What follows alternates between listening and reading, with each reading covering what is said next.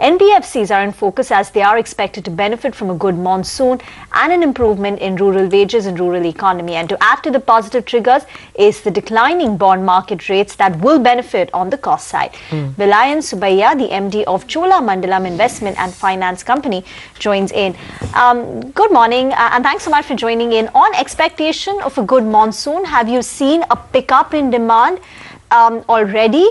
Are people doing early buying? Have your the total loans that you have given out gone up? If you could give us a sense of what we should expect in the coming months. Yeah, absolutely. I think like you just said, we are expecting a fairly bullish season coming up because of a good monsoon. A couple of trends, right? Basically, to your question on early demand, the challenge we've had, especially in April and May, have been more a shortage of supply. There's been a bit of shortage of supply of trucks in the system due to shortage in certain components. But we see that coming off, and stocks started building up towards the end of last month, beginning of this month. So definitely we expect a fairly bullish June, and then that kind of going into the future months as well. Okay. Mr. Subbiah, good morning and thanks a lot for joining. There are these disturbing farm loan waiver issues, or at least psyche. Is that impacting the return of loans? Yeah, so Lata, it's a good question and thanks. Broadly on our truck side, the farm loan waivers do not affect us at all. Okay. No, not the truck side. Any other loans, crop loans or crop-related loans? Yeah, no, so our volumes on that side are very small, Lata, and so kind of it's less than 50 crores on a portfolio that's over 30,000 crores. Fair enough. So the impact of that, even if it does happen, will be minuscule. So we won't have any negative impact from that at all. So you spoke about how the shortage of trucks has impacted demand in the first 2 months, that's April and May. So what has been the disbursement growth you've enjoyed in that period compared to, say, last year? Yeah, obviously we don't release in-quarter numbers, so we can't disclose specific numbers from that perspective. But, I think even at a quarter level, we will be fine in terms of growth. So I don't see too much of a risk from that perspective. The shortage did affect us. But the good thing with us, with a more diverse portfolio, is that we're able to diversify into used product and other product, when there's a shortage on the new side. Okay. Are you smelling a rate cut? Do you expect that? No, I mean, let me put it this way, Lata. I think we're already happy. The situation we've got on the borrowing side is that there are very high levels of liquidity in both banks and mutual funds right now. Yep.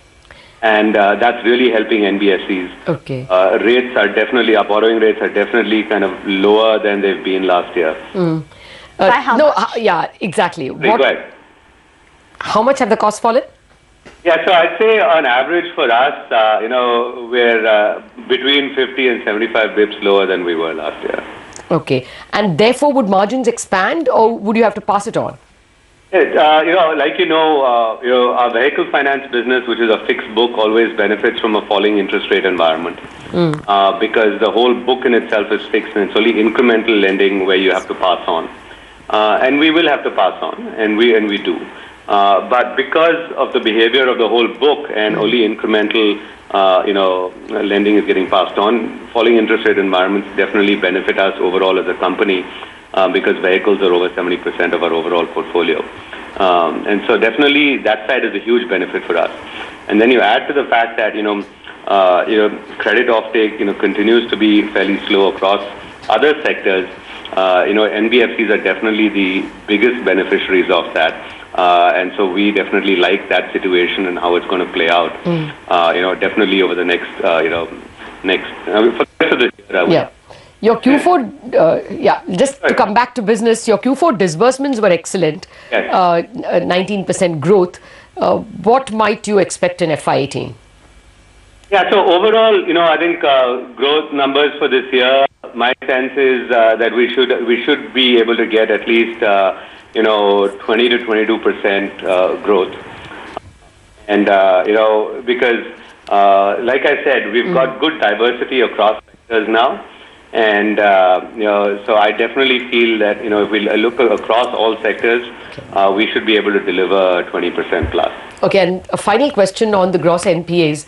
They rose to a 4.5% plus. Do you see that falling off at all? Yeah, definitely, Lata. We've already seen improved behavior. Like one of the things, and obviously kind of optically it looks like the number's gone up, but like we went ahead of RBI requirements. Yes. We've already moved to 90 days, right? So that's one of the reasons why you're seeing the numbers kind of inflated. But if you actually do a like-to-like comparison, they actually came down last year. Fair enough. And I definitely see that number reducing over the next 3 quarters as well.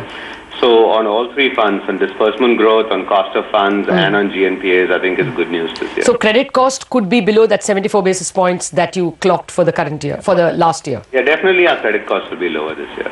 All right, we'll leave it at that. Mr. Subbiah, thank you very much for joining us with all your details and your business outlook. Cholamandalam expecting to see better disbursements, better margins, and as well lower NPLs. We take a break on that note. Up next, our big focus remains on the market.